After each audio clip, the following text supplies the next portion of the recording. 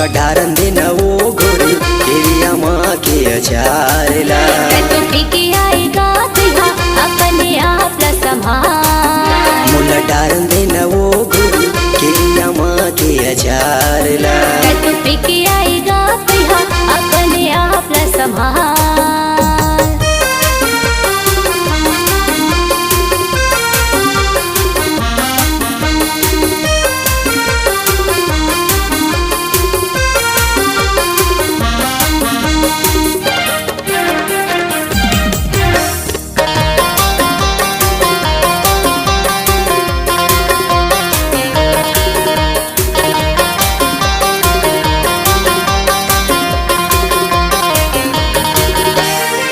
गम धमा के मैं हरिया था नखरा तय दिखा था जो घर में नहीं ये धनिया मिर्चा टमाटर कही के बता था जो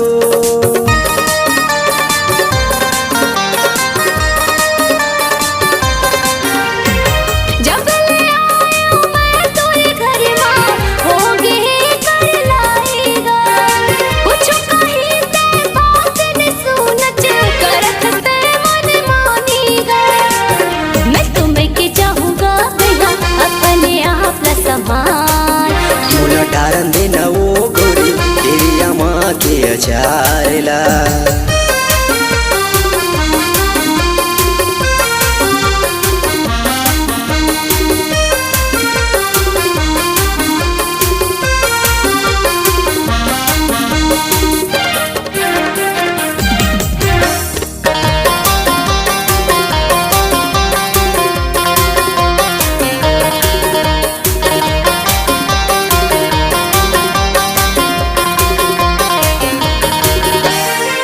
सात भंवर में परा के लाए सात वचन तोला दे नहीं छोड़ा तोरे संग लपगली जियत भर साथ निभाऊं।